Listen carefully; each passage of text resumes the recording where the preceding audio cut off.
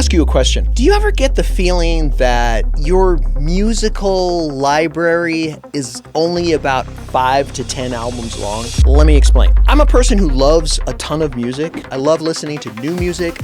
I love to explore new bands. I like to hear new stuff. But whenever I get in the car, the first thing I do is I grab my phone and I put on some music. And generally, I gravitate towards 5 to 10 records that I've listened to most of my life. So what I'm trying to figure out is this a generational thing? Is this because I grew up in the 70s and 80s and I'm used to listening to records and cassette tapes? Or is this just a thing that's human nature where we get attached or these specific albums get imprinted on us and then we just want to listen to them over and over and over again? I think this is a pretty good topic that needs a little discussion. Like and subscribe. Let me start with this idea that it's generational, because I kind of think that it is. I grew up in the 70s and 80s, so albums and then cassette tapes and then CDs were all the rage, okay? So for anybody who's younger, there was a certain commitment to getting the music that you listen to, right? You couldn't just get onto Spotify, pick an artist, pick a radio station of your favorite artist, and then you would get a bunch of music that you liked, right? It just didn't work that way. We didn't live in an on-demand type of society. We actually had to go to a record store, file through the different albums, and we would find something that we wanted to buy.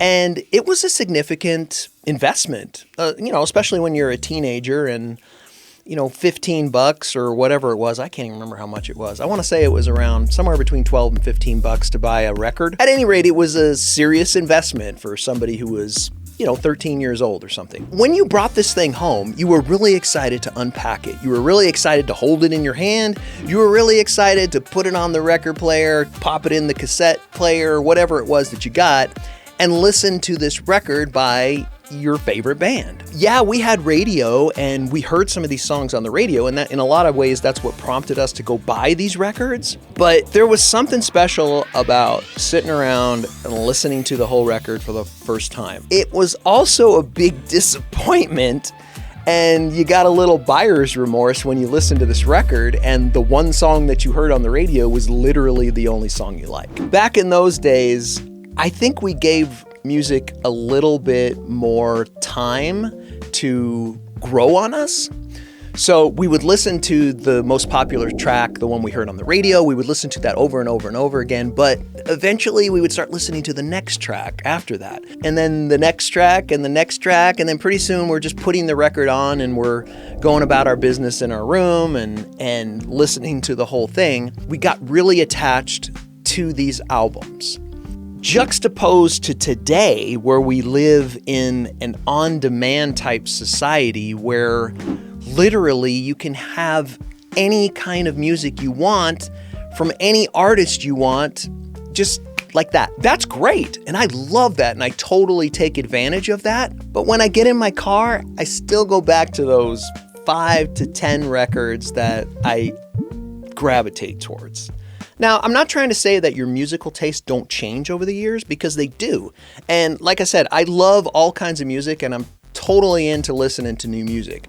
There are a couple records within the last, let's say 10 years that I've kind of added to that list of records that are go-to for me. And one of them is from a band that I absolutely had no interest in listening to for the longest time. I liked a couple of their songs, but they were never really a big deal to me. I think I was a little bit past the age to really be into these guys. But anyway, it's Korn. I kind of missed their big heyday back in the, late 90s or early 2000s, something like that. I don't even really know. But Korn was really popular there for a minute. And I sort of missed all that. Now, I liked a couple of their songs. Got the Life is a great song. Freak on a Leash, good song. But I was never a really big fan of Korn until just a few years ago. They came out with a record called The Nothing. And for whatever reason, I heard a song from this, or I was watching a video on YouTube, saw it, got interested in it, and I was doing some work out in the garage, and I put the record on just to listen to it. I just kept listening to it. and I listened to it over and over again, and I got to like it. And it was just like back in the 80s when I heard that one song, and then I would just let this album grow on me over time. And that's exactly what happened. So it does happen still, but it's a lot less frequent. The other thing is, I bought a lot of music when I was younger. I had a lot of records. I had a lot of cassette tapes. And then CDs. When it changed to CDs, holy moly. When you could burn your own CDs, especially when music became available online, you could just download stuff and put it on a CD and make killer mixes, or, get full albums and put it on CD.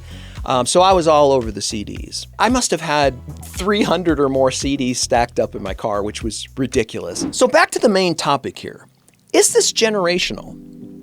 Well, I think that kids from the 70s and 80s, and maybe even the 90s, before the real music digital revolution took over and everything became on demand, everything became streaming, before that, when you had to make an investment and you had this physical piece of music in your hands, I think you spent a little more time with it, and it gave it more time to imprint on your brain, whether that's good or bad. A lot of times in life, you remember music as being a part of a moment. You associate certain bands or certain songs with certain moments in your life. It instantly brings you back to that moment. It instantly makes you feel like I'm at the beach, or this is when I was on that long drive with my parents and this is what I listened to. We had a local walkathon, if anybody remembers what those were, and I had my boombox, and all I had was the Pyromania cassette. And we listened to Pyromania probably 15 times throughout the day. So for me, anytime I hear Pyromania, I think of walkathon. It's a little different in that way from the older generation, from my generation, whereas the newer generation or younger folks are really used to getting their music on demand. They pass it around, they share it, so when they hear a song that they like, it gets passed around and it gets really popular. But the rest of the offering from a record is not given as much attention, I think, as older generations probably gave it. From an artist's perspective, they spend a lot of time working on all this music. Now, I don't know if today's artists spend as much time as artists used to as far as creating an entire album, but I still think there was a lot of time put into the other songs that are on a record. And for me, I like to listen to everything because you never know when there's going to be that one gem on a record that just speaks to you in some way, and you never would have heard it if you didn't listen to the whole thing, right? Am I answering this question or not? I don't know. I don't really have an answer to this question. That's why I'm making this video, is I'm trying to find out what you all think about this idea that getting stuck in a rut of maybe 5 to 10 records is a generational thing based on how it makes you feel, what kind of memories it evokes, the investment that you put into it when you bought the music, versus streaming music today where everything is on demand. If you don't like it, you just flip away from it, and there's really not any time or money investment involved. What do you think? Let me know, because I'd like to get an answer to this. I'd like to know from different generations how they feel about music. So when an artist releases something new, are you excited to listen to the whole record? Or do you just want to hear that one track? When I like an artist, I want to hear the whole thing. I want to hear their whole statement. I want to hear what it is they're trying to tell me. I want to respect the time that they took to create that music. Then again, I'm a musician, so I have kind of a different perspective about it. So love to hear about that. Please leave comments and let me know. Let's get a discussion going about this. I have a couple other topics that are related to this that I'd love to touch on in the future, but I really want to know what you guys have to say about this one here.